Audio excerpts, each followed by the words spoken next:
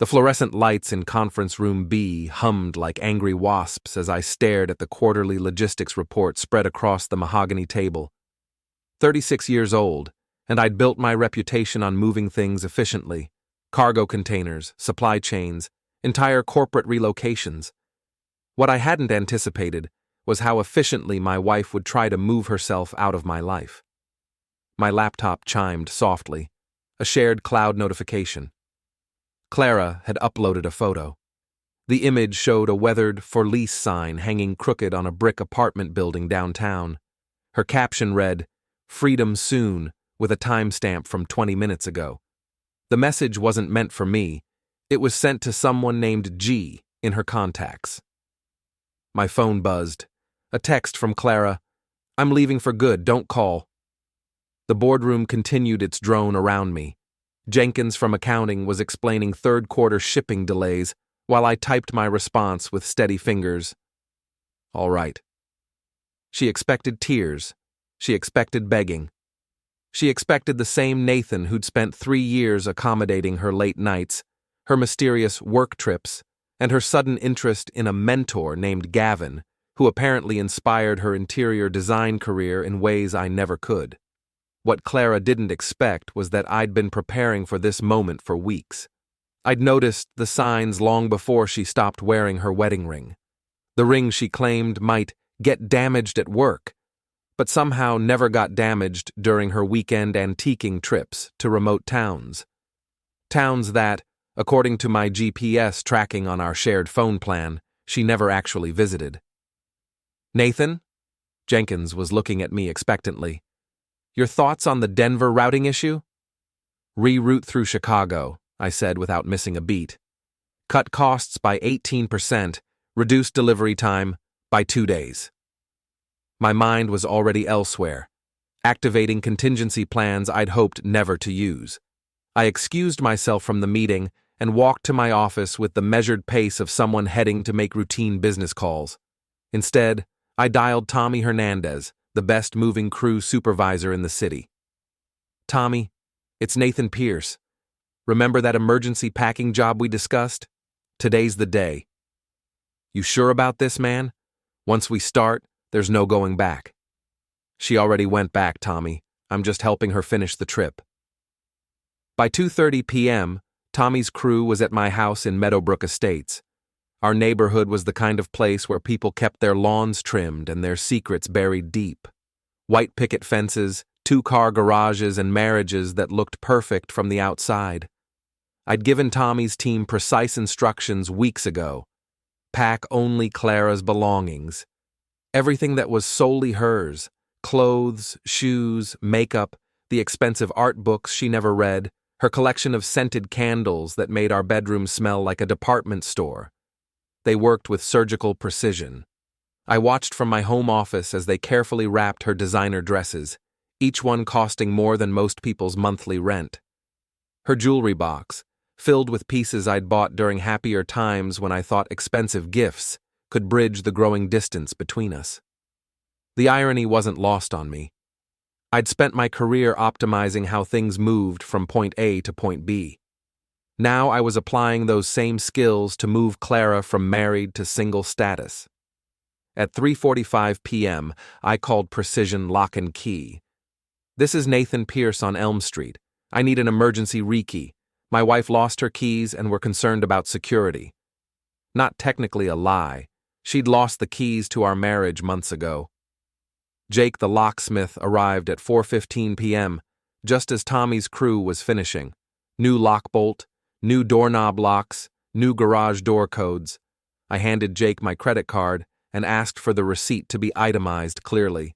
$450 for a complete security upgrade. By 5:30 p.m., Clara's entire life was packed in 37 boxes, each labeled with her name and stacked neatly by our front door.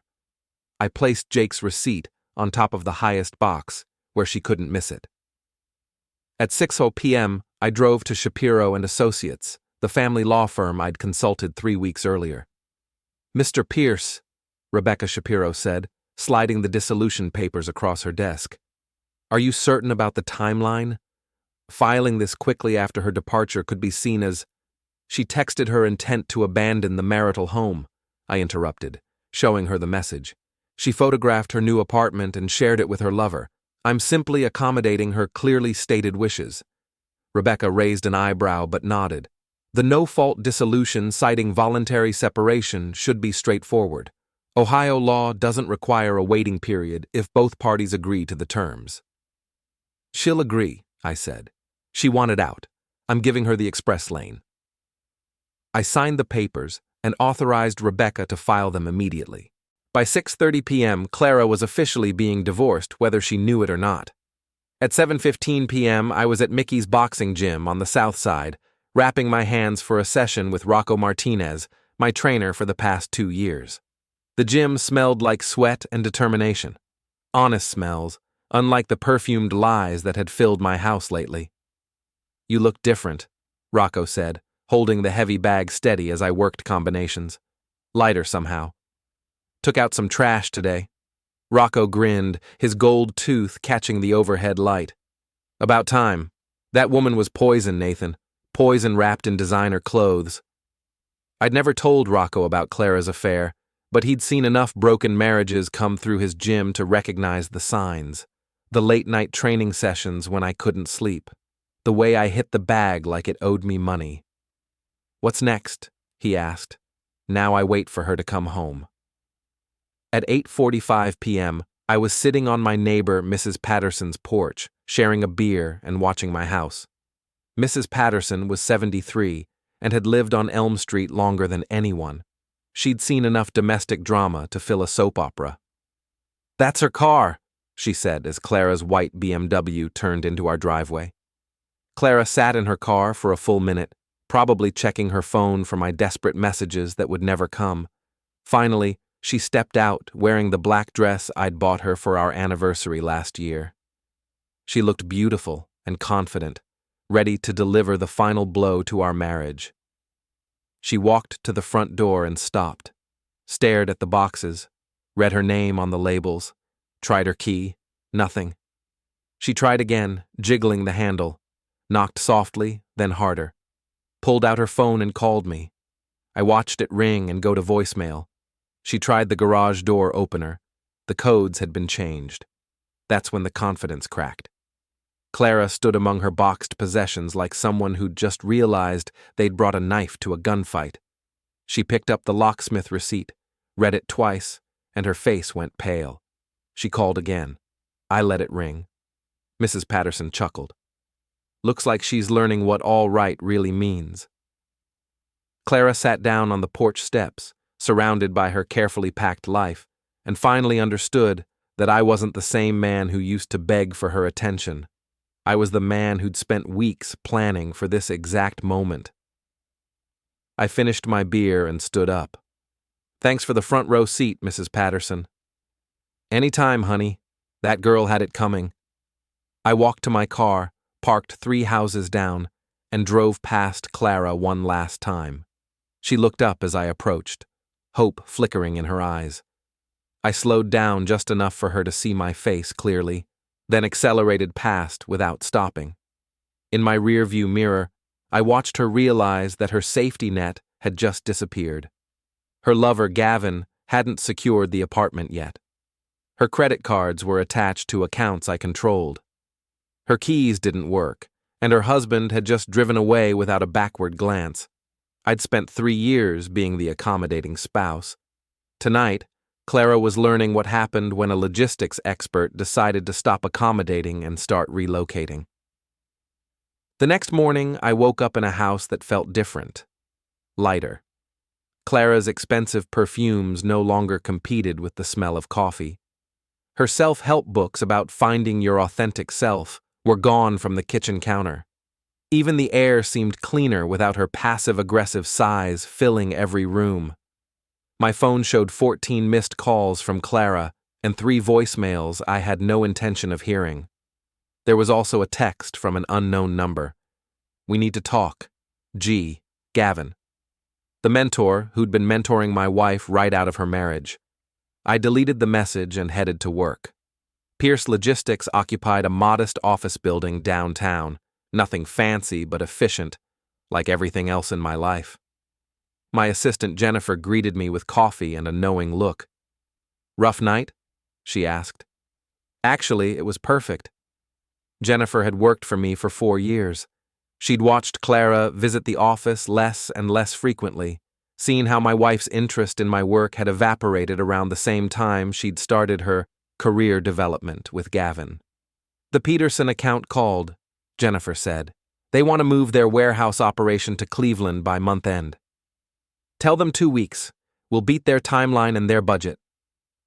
The Peterson job would require my full attention, but that was perfect. I needed to look busy while I gathered intelligence on Clara's new life. The shared cloud account was still active. She hadn't thought to change those passwords yet. Rookie mistake for someone planning a covert operation. Over lunch, I reviewed Clara's digital footprint from the past month. Her calendar showed regular appointments at G's office that never appeared on her actual work schedule. Photo metadata revealed she'd been taking pictures at a downtown loft, presumably Gavin's place, for weeks, but the real treasure was her text message backup. Clara had been sloppy about digital security, probably because she'd assumed I was too trusting to look. The messages painted a picture that was worse than I'd imagined. Clara hadn't just been having an affair, she'd been planning to take me for everything I was worth. "He's so predictable," she'd written to Gavin 3 weeks ago. "Still thinks I'm his devoted little wife. When I file, I'll claim he was emotionally abusive. My lawyer says I can get the house and half his business." Gavin's response: "Smart girl. My divorce cost me millions because I wasn't strategic enough. You're learning from my mistakes." Another exchange from last week made me freeze. Clara: "Think he suspects anything?" Gavin: "Doesn't matter. Men like Nathan are too weak to fight back. He'll probably thank you for leaving." I saved screenshots of everything. Rebecca Shapiro was going to love this evidence. At 3:00 p.m., I drove to Gavin's real estate development office in the financial district. Time to see what kind of man had been mentoring my wife. Hartwell Development occupied the 15th floor of a glass tower downtown. The lobby was all marble and chrome, designed to intimidate clients into believing they were dealing with serious money. I'd seen plenty of operations like this, impressive on the surface, leveraged to the eyeballs underneath. I took the elevator up and approached the receptionist, a young woman who looked like she'd been hired for her appearance rather than her filing skills. "I'm here to see Gavin Hartwell," I said. "Nathan Pierce from Pierce Logistics. We're considering a partnership for his Cleveland project." She buzzed me through without checking any appointment book. Another sign of sloppy operations. Gavin's office was a monument to ego, floor-to-ceiling windows, a desk the size of a small aircraft carrier, and walls covered with photos of him shaking hands with local politicians and celebrities. He was exactly what I'd expected. Mid-40s, expensive suit, the kind of artificial confidence that comes from leveraging other people's money. "Mr. Pierce," he said, standing to shake my hand. "I don't believe we've met." "No, but I feel like I know you. My wife Clara has mentioned you several times." His smile faltered for just a second. "Clara's a talented designer. I've been helping her develop her portfolio." "Is that what you call it?" The pretense dropped. Gavin sat back down and studied me with the calculating look of a predator who'd just realized his prey might have claws. "What do you want?" he asked. "Information. How long has this been going on?" "I don't know what you're talking about." I pulled out my phone and showed him one of Clara's text screenshots. His face went pale as he read his own words back to himself. "You might want to be more careful about digital communications," I said. "In my business, we call this a paper trail." Gavin's composure cracked completely. "Look, Nathan. Can I call you Nathan? This doesn't have to be complicated. Clara's unhappy. You're obviously a reasonable man. Why not make this easy on everyone?" "Easy how?" "Let her go. Don't fight the divorce. Take whatever settlement she offers and move on with your life." I laughed, a sound that made Gavin flinch. You think I'm here to negotiate? What else would you want? I want you to understand something about logistics, Gavin. Every system has pressure points, every operation has vulnerabilities, and every smart operator knows how to exploit them. I stood up and walked to his window, looking down at the traffic 15 floors below. Nice view. Must be expensive maintaining an office like this. What's your monthly overhead? 50,000? 60? That's none of your business. You're right, but your gambling debts are about to become everyone's business. Gavin went completely still. What gambling debts? I turned back to face him. The ones you've been hiding from your investors. The ones that explain why you're suddenly so interested in my wife's divorce settlement. You need money fast, and you figured a recently divorced interior designer with a cash payout would be perfect. You're fishing. Am I? Then you won't mind if I share some information with your business partners, starting with the fact that you've been using company credit lines to cover personal expenses. I was bluffing, but Gavin's reaction told me I'd hit close to the mark. His jaw tightened and his hands clenched into fists. You have no idea who you're messing with, he said. Actually, I do. You're a small-time developer who's in over his head, sleeping with other men's wives to solve your cash flow problems. You're exactly the kind of man I eat for breakfast in business negotiations. I headed for the door, then turned back. Oh, and Gavin? Clara's not getting any settlement money. I filed for dissolution yesterday, citing abandonment and adultery. She'll be lucky to leave with her clothes. You can't prove adultery. I smiled and held up my phone. Digital communications, remember? I can prove everything. The elevator ride down gave me time to process what I'd learned. Gavin was desperate, which made him dangerous but also predictable. Desperate men make stupid mistakes, and I intended to help him make plenty. Back at the office, I called my accountant and my business attorney. If Clara thought she was going to claim half of Pierce Logistics, she was about to learn the difference between ownership and operational control. Mike, I said when my accountant picked up, I need you to restructure the business, make me an employee, and move all assets into a holding company. I want everything bulletproofed by end of week. Divorce proceedings? Mike asked. Something like that. My business attorney was equally efficient. By 5 p.m., Clara would discover that Pierce Logistics was no longer a marital asset. It was owned by a holding company that employed Nathan Pierce as a consultant. She could claim half of my salary, but my salary was about to become very modest while my consulting fees became very generous. At 6 p.m., I was back at Mickey's gym, working the heavy bag while Rocco called combinations. You look like a man with a plan, he said. I'm a man with multiple plans, and backup plans for my backup plans. What's next? Tomorrow I start applying pressure. Clara and Gavin think they're playing chess, but they don't realize I've been playing three-dimensional chess while they were still learning checkers. Rocco grinned. This is going to be fun to watch. Fun wasn't the word I'd use. This was business, and in business, the best revenge was always systematic, thorough, and absolutely devastating. Clara's sister Melissa called me at 7:30 the next morning. I let it go to voicemail, then listened to her message while drinking coffee in my suddenly peaceful kitchen. Nathan, this is ridiculous. Clara spent the night in a hotel because you changed the locks? She's family. You can't just throw her out like garbage. Call me back so we can discuss this like adults. I deleted the message. Melissa had always treated me like Clara's temporary inconvenience rather than her husband.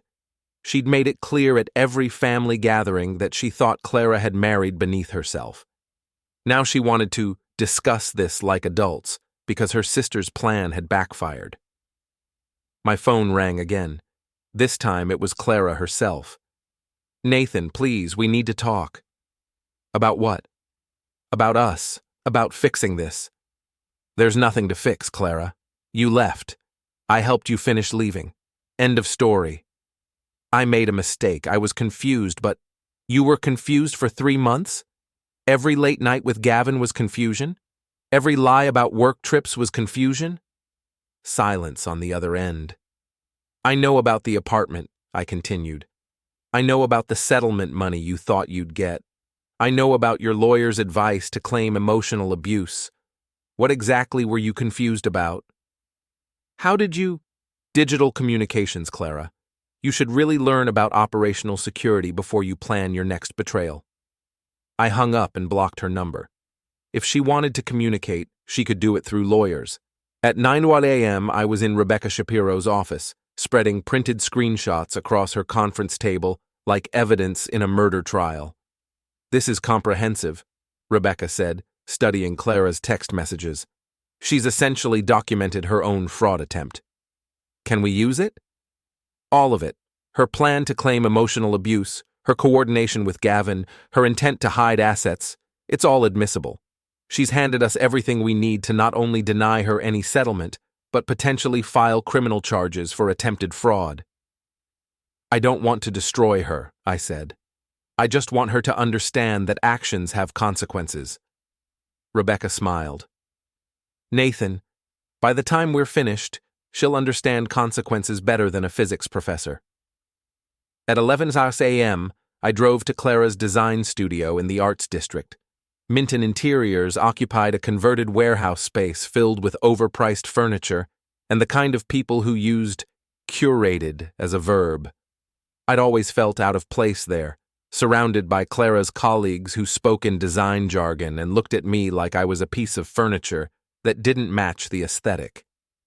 The receptionist, a young man with perfectly sculpted facial hair, looked up nervously when I entered. Is Clara in? I asked. She's not available right now. That's fine. I'm actually here to see Ms. Minton. Patricia Minton emerged from her office like she'd been waiting for me. She was 60-something, sharp as a razor, and had built her business by understanding exactly who could pay for her services and who was wasting her time. Mr. Pierce, I was wondering when you'd show up. We need to talk. She led me to her private office, closing the door behind us. The space was a showcase for her design philosophy. Clean lines, expensive materials, everything carefully arranged to demonstrate wealth and taste. Clara's not here, she said without preamble. Where is she? Home.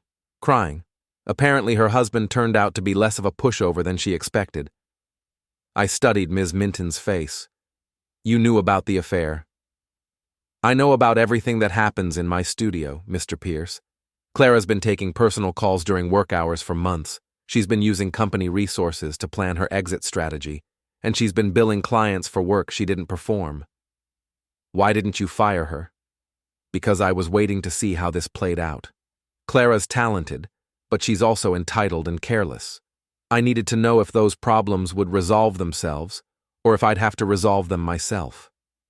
Ms. Minton walked to her desk and pulled out a file folder. These are invoices Clara submitted for the Brennan project. She billed 40 hours of consultation that never happened. She charged for materials she never ordered. She's been systematically defrauding clients for months. Why are you telling me this? Because Clara made the mistake of thinking she was smarter than everyone around her. She assumed you'd roll over, assumed I wouldn't notice her billing irregularities, and assumed her boyfriend would actually follow through on his promises. What do you mean? Ms. Minton smiled coldly. Gavin Hartwell hasn't secured that apartment for her. He's been stringing her along because he needs her to get money from you before he can afford to set her up anywhere. He's broke, Mr. Pierce, completely, utterly broke. The pieces clicked into place. Gavin's expensive office, his desperate need for Clara's settlement money, his gambling debts. It was all a house of cards waiting to collapse. What happens to Clara now? I asked. That depends on whether she can find a way to pay back the money she's stolen from my clients. If not, I'll have to file criminal charges to protect my business's reputation. I left Minton Interiors with a clearer picture of just how thoroughly Clara had destroyed her own life. She'd burned her marriage, her career, and her future, all for a man who couldn't even afford to rent her an apartment. At 2 p.m., I was back at my office when Jennifer buzzed me. There's someone here to see you. Says his name is Gavin Hartwell. Send him in. Gavin looked different than he had yesterday, less polished. His expensive suit was wrinkled and his confidence had been replaced by barely controlled desperation. "We need to make a deal," he said without sitting down. "What kind of deal?" "I'll end things with Clara, completely. You let the divorce proceed quietly and everyone walks away clean." "Why would I want that?" "Because if you don't, I'll make this very messy for everyone involved. Clara's not the only married woman I've been seeing. I have information that could embarrass a lot of important people in this city." I leaned back in my chair. "Are you threatening me, Gavin?" "I'm offering you a way out. Here's my counteroffer. You disappear from Clara's life immediately, and I don't share what I know about your financial situation with your business partners." Gavin's face flushed red. "You don't know anything about my finances." I opened my laptop and turned it toward him. The screen showed a credit report I'd obtained through perfectly legal channels. Gavin's business contacts had been happy to share information about a potential partner. 17 credit cards maxed out, I read. 3 mortgages in default. A business line of credit that's 90 days overdue. Should I continue? Gavin stared at the screen like it was a fin. "The gambling debts aren't even the worst part," I continued. "You've been using client deposits to pay personal expenses. That's embezzlement, Gavin. That's prison time." "How did you—" "I'm good at research. It's part of what makes me successful in business. The same skills that built my company are now focused entirely on destroying your life." Gavin sat down heavily. "What do you want?" "I want you to understand that you picked the wrong man's wife to seduce. Clara thought I was weak because I was accommodating. You thought I was weak because I was quiet. You're both about to learn the difference between weakness and strategic patience. This is insane. It's just a divorce. People get divorced every day. This stopped being just a divorce when you and Clara decided to defraud me, when you planned to claim emotional abuse, when you thought you could steal half my business to solve your money problems." I closed the laptop. "Here's what's going to happen. You're going to tell Clara that you can't see her anymore.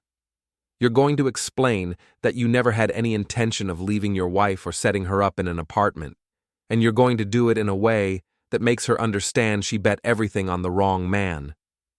And if I don't, then tomorrow morning, your business partners will receive a complete financial audit showing exactly how you've been spending their money.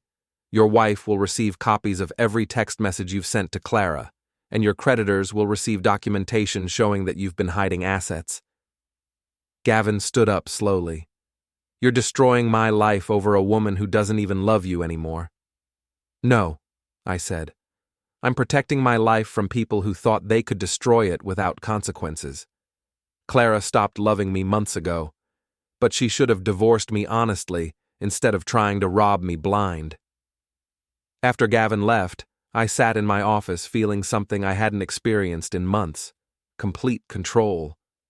For too long, I'd been reacting to Clara's moves, accommodating her lies, making space for her betrayal. Now, I was setting the pace. My phone buzzed with a text from an unknown number. "Please call me. I need to explain. C." I deleted it without responding. Clara would have plenty of time to explain herself to her lawyer, to Ms. Minton, and eventually to a judge, but she'd used up her quota of explanations with me. At 6 p.m., I was at Mickey's gym when Rocco found me working the speed bag. "You look like a man who's winning," he said. "I'm a man who's just getting started." "What's next?" I stopped the bag and unwrapped my hands. Now I wait for them to destroy each other. Gavin's going to panic and throw Clara under the bus. Clara's going to realize she bet everything on a man who can't even pay his own bills, and I'm going to watch it all fall apart from a safe distance. Cold, man. I like it. It wasn't cold. It was efficient. Clara and Gavin had spent months planning to destroy my life. I was simply returning the favor with interest. The call came at 6:47 a.m. on Thursday morning. Clara's voice was barely recognizable through the tears and rage. "You bastard. You absolute bastard." I was making coffee in my quiet kitchen, enjoying the morning sunlight streaming through windows that no longer had to compete with Clara's blackout curtains. "Good morning to you too, Clara. Gavin told me everything, how you threatened him, how you've been investigating us, how you turned him against me." "Gavin told you the truth? That's surprising. He's been lying to you for months. He said you're trying to destroy both of us." "I'm not trying to do anything, Clara. I'm succeeding at protecting myself from people who tried to defraud me. We never tried to—" "You planned to claim emotional abuse to get a bigger settlement? You coordinated with your lover to hide assets. You stole money from your employer's clients. Should I continue?" The silence stretched long enough that I wondered if she'd hung up. "I never meant for it to go this far," she finally whispered. "You meant for it to go exactly this far. You just didn't plan for me to fight back." "Nathan, please. I know I made mistakes, but—" "Mistakes? Clara, you didn't accidentally fall into bed with another man. You didn't accidentally plan to defraud me. You didn't accidentally steal from your clients. These weren't mistakes, they were choices." "I was unhappy. I felt trapped." "So you decided to trap me instead. Take my money, destroy my reputation, and leave me with nothing while you started a new life with Gavin." "It wasn't like that." "It was exactly like that. I have your text messages, remember?" I hung up and blocked this number too. Clara was running out of phones and running out of options. At 9:01 a.m., Jennifer greeted me with coffee and a knowing smile. "Busy morning?" she asked. Clara's starting to understand the situation. Good. That woman never appreciated what she had. Jennifer had always been protective of me in a professional way. She'd watched Clara treat my business like an ATM and my success like her personal entitlement. Now she was watching Clara learn that actions have consequences. At 10:30 a.m., Ms. Minton called. "Mr. Pierce, I thought you should know. Clara came in this morning to clean out her desk. She's been terminated." "For the billing fraud?" "Among other things. She also made the mistake of threatening to sue me for wrongful termination. I explained that employees who steal from clients don't typically win wrongful termination suits." "How did she take that?" "About as well as you'd expect. She's blaming everyone except herself. You, me, Gavin, even her sister for not supporting her enough." "What happens now?" "Now I file a police report for embezzlement and let the criminal justice system handle it. I can't have employees stealing from clients regardless of their personal problems." After Ms. Minton hung up, I sat back in my chair and considered the mathematics of Clara's situation. No job, no income, no apartment, no settlement money, and now potential criminal charges. She'd gone from planning to take half of everything I owned to losing everything she owned in less than a week. At 2 p.m., my lawyer called with an update. "Rebecca here. Clara's attorney wants to meet. They're ready to discuss settlement terms." "What kind of terms?" "Complete capitulation. She'll accept whatever you're willing to offer in exchange for a quick, quiet divorce." "What am I willing to offer?" "That's up to you. Legally, given the evidence of adultery and fraud, you could leave her with nothing." I thought about it. Clara had spent months planning to destroy my life, but she was still the woman I'd loved for 8 years, the woman I'd married believing we'd grow old together. She can keep her personal belongings and her car. Everything else stays with me. That's generous, considering. I'm not trying to destroy her, Rebecca. I'm just making sure she can't destroy me. At 4:00 p.m., I was reviewing shipping manifests when Jennifer buzzed me again. "There's a woman here to see you. Says she's Clara's sister." Melissa walked into my office like she owned the place, all righteous indignation and designer handbag. She'd always treated me like hired help at family gatherings, making it clear that she thought Clara had married down. "Nathan, we need to talk about this situation with Clara." "What situation?" "Don't play dumb. She lost her job today. She's facing criminal charges. She has nowhere to live." "Those sound like consequences for her choices." Melissa sat down uninvited. Look, I know Clara made mistakes, but this is excessive. You're destroying her life over a midlife crisis. A midlife crisis? She's 33, Melissa, and she didn't accidentally have a crisis. She planned to defraud me for months. She was confused and unhappy. That doesn't make her a criminal. I opened my laptop and turned it toward Melissa, showing her Clara's text messages about claiming emotional abuse and hiding assets. Read those and tell me she was just confused. Melissa's face went pale as she read her sister's own words. She was angry, Melissa said weakly. People say things they don't mean when they're angry. She wasn't angry when she wrote those messages. She was calculating. She was planning. She was coordinating with her lover to steal everything I've worked for. So you decided to steal everything she's worked for? What has Clara worked for, Melissa? Her job that she lost for stealing from clients? Her relationship with a man who can't pay his own bills? Her plan to commit fraud? Melissa stood up abruptly. This isn't over, Nathan. Clara has rights. Clara has the right to an attorney and the right to remain silent. Beyond that, she has whatever rights she didn't sign away when she decided to betray her marriage. After Melissa left, I realized something had shifted. For months, I'd been the accommodating husband, the understanding spouse, the man who made space for everyone else's needs. Now, I was the man who set boundaries and enforced consequences. At 6:00 p.m., I was at Mickey's gym when Rocco found me working combinations on the heavy bag. You're hitting different, he said, more focused. I feel different. Good different or bad different. Honest different. For the first time in months, I'm not pretending to be someone I'm not. What were you pretending to be? The kind of man who accepts being lied to. The kind of man who accommodates betrayal. The kind of man who says yes, dear, while his wife plans to destroy his life. Rocco held the bag steady as I worked through a complex combination. What kind of man are you really? The kind of man who builds things, and the kind of man who protects what he's built. At 8:00 p.m., I was home making dinner when my doorbell rang.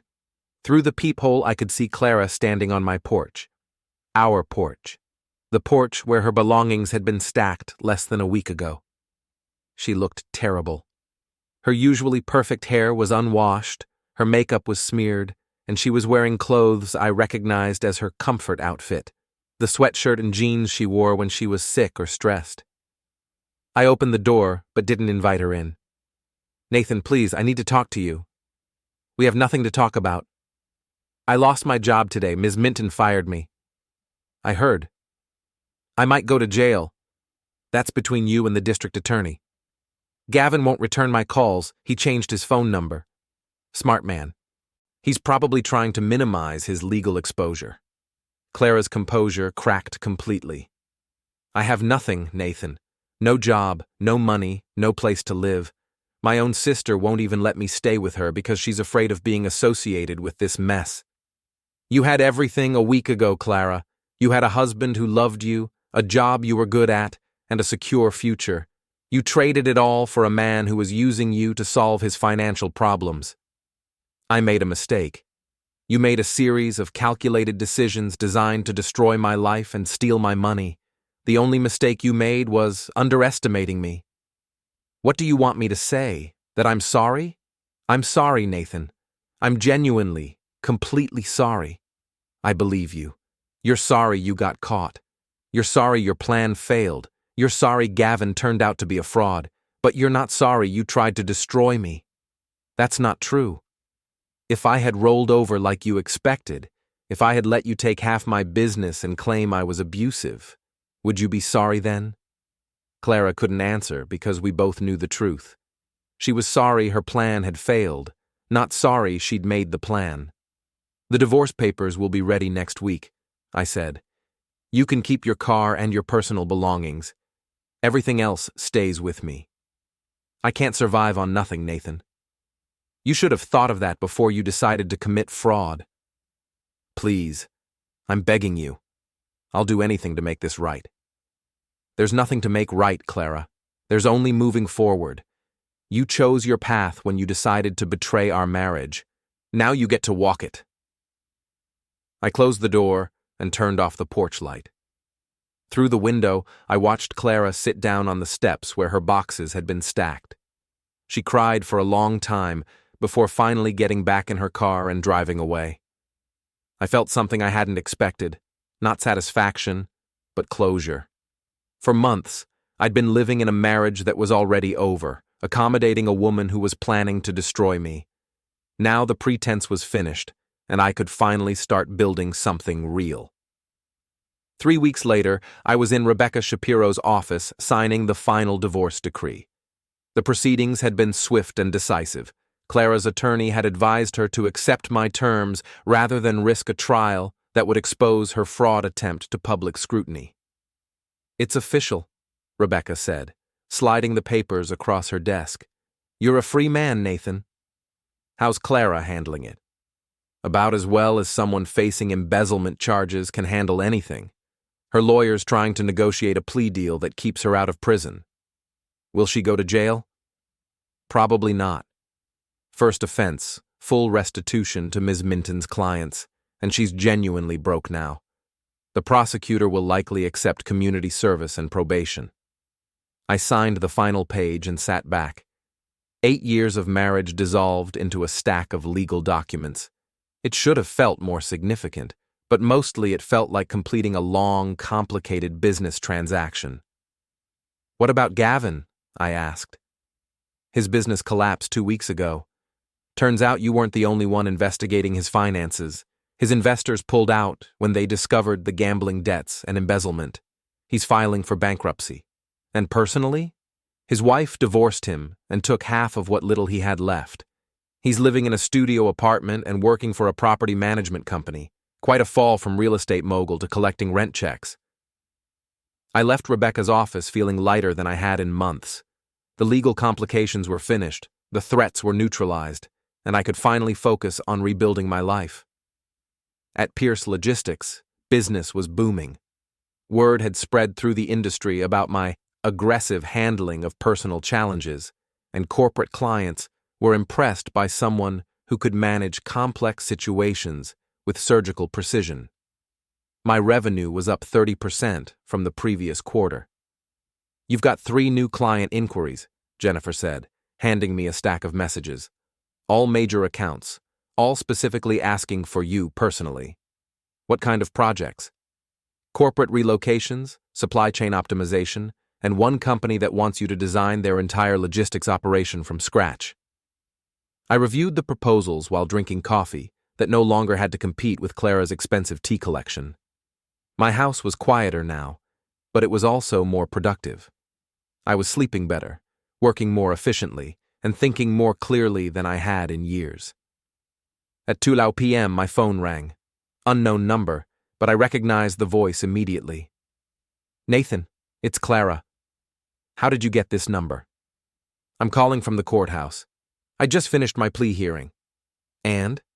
2 years probation, 300 hours of community service, and full restitution to Ms. Minton's clients. No jail time. "Congratulations." "Nathan, I know you probably don't want to hear this, but I need to say it. You were right about everything. About Gavin, about the fraud, about me." I didn't respond. "He was using me," she continued. "He never intended to leave his wife or set me up in an apartment. He needed my settlement money to pay his gambling debts. When you threatened to expose him, he threw me away like garbage." "What do you want me to say, Clara?" "I want you to know that I understand now. I understand what I threw away and why you had to protect yourself." "Good. Understanding consequences is the first step toward making better choices." "Is there any chance?" "No. You don't even know what I was going to ask." "You were going to ask if there's any chance we could reconcile. The answer is no. You didn't just cheat on me, Clara. You planned to destroy my life. That's not something you come back from." "I know. I had to ask." "Where are you living now?" "My mom's basement. I'm 33 years old and living in my mother's basement because I destroyed everything good in my life chasing something that was never real." What's your plan? Find a job. Pay back the money I stole. Try to rebuild some kind of life from the wreckage I created. That's a good plan. Stick to it. Nathan? What? For what it's worth, I never stopped loving you. I just convinced myself that I deserved more than what we had. You deserved exactly what we had, Clara. You just didn't value it until it was gone. I hung up and deleted the number. Clara was part of my past now, a cautionary tale about the cost of taking good things for granted. At 6:00 p.m. I was at Mickey's gym when Rocco found me working the speed bag. You look different again, he said. How so? Peaceful, like you finally got something settled. The divorce was finalized today. How do you feel? Free. For the first time in months, I'm not waiting for the other shoe to drop. What's next? Next, I focus on building something new. Better clients, better relationships, better boundaries. You dating yet? Not yet. I need to remember who I am when I'm not accommodating someone else's lies. Rocco grinned. Smart man. Take time to appreciate what you learned. What did I learn? That you're stronger than you thought, that you can fight when you need to, and that some people mistake kindness for weakness at their own peril. At 8:00 p.m., I was home making dinner when my doorbell rang. For a moment, I wondered if Clara had decided to make another appeal. But through the peephole, I saw Mrs. Patterson from next door holding a casserole dish. "Welcome home, honey," she said when I opened the door. "I've been home for weeks, Mrs. Patterson." "No, you've been in your house for weeks. Tonight's the first night you've been home. I can tell the difference." She was right. Tonight felt different. Tonight felt like the beginning of something new, rather than the end of something old. "This is my famous tuna casserole," she said, handing me the dish. "Figured you might be tired of bachelor cooking." "Thank you. Would you like to come in for coffee?" "Don't mind if I do." We sat in my kitchen while Mrs. Patterson told me neighborhood gossip and asked careful questions about my plans. She'd lived on Elm Street long enough to see plenty of marriages end, but she'd also seen people rebuild their lives afterward. "You did the right thing," she said finally. "That girl was poison wrapped in pretty paper." "I don't think Clara's a bad person. I think she made bad choices." "Same thing, honey. We are what we choose to be." After Mrs. Patterson left, I sat in my quiet house and realized something had fundamentally changed. For months, I'd been reacting to other people's choices, accommodating other people's needs, making space for other people's lies. Now, I was making my own choices based on my own values. Clara had expected tears when she left. She'd expected begging when she was exposed. She'd expected me to be the same accommodating man who'd spent years making her comfort more important than his own dignity. Instead, she'd discovered that accommodation has limits, that patience has boundaries, and that even the most understanding person will eventually stop understanding and start protecting themselves. I'd spent 8 years being the kind of husband who said, "Yes, dear," and "whatever makes you happy." Now I was learning to be the kind of man who said no and meant it. My phone buzzed with a text from an unknown number. For a moment, I thought it might be Clara again, but the message was from a potential client Jennifer had mentioned. "Mr. Pierce, we'd like to schedule a consultation about relocating our corporate headquarters. We've heard you're the best at managing complex transitions." I smiled and typed back, "I specialize in helping people move from where they are to where they need to be. Let's talk." Outside, the neighborhood was settling into evening quiet. Porch lights were coming on, families were finishing dinner, and life was continuing its normal rhythm. My life was joining that rhythm again instead of fighting against it. Clara had taught me something valuable, though not what she'd intended. She'd taught me the difference between being accommodating and being weak, between being understanding and being naive, between loving someone and enabling them to destroy you. I'd loved Clara completely, but I'd loved myself enough to fight back when she tried to destroy me. That balance, loving others without sacrificing yourself, was something I'd carry into whatever came next. The house felt different now. Lighter, cleaner, more honest. It was ready for whatever I decided to build in it, whether that was a more successful business, new relationships, or simply a more authentic version of myself. Clara had wanted freedom. Gavin had wanted money. They'd both gotten exactly what they'd earned through their choices. Clara was free from her marriage, her job, her financial security, and her illusions about easy solutions to complex problems. Gavin had money, specifically no money, no business, no wife, and no future as a real estate mogul. I had something different. I had the satisfaction of knowing that when someone tried to destroy my life, I'd been strong enough, smart enough, and determined enough to protect what I'd built. I had the knowledge that accommodation has limits and that even patient people will eventually stop being patient. Most importantly, I had a future that belonged entirely to me, built on my own choices rather than my reactions to other people's betrayals. Clara had expected tears when she left. Instead, she'd gotten a masterclass in consequences, and I'd gotten my life back. The next morning, I woke up in a house that felt like home again, in a life that belonged entirely to me, ready to build something better on the foundation of everything I'd learned. Clara had taught me that some people mistake kindness for weakness. I'd taught her that some mistakes have permanent consequences. It was a fair exchange.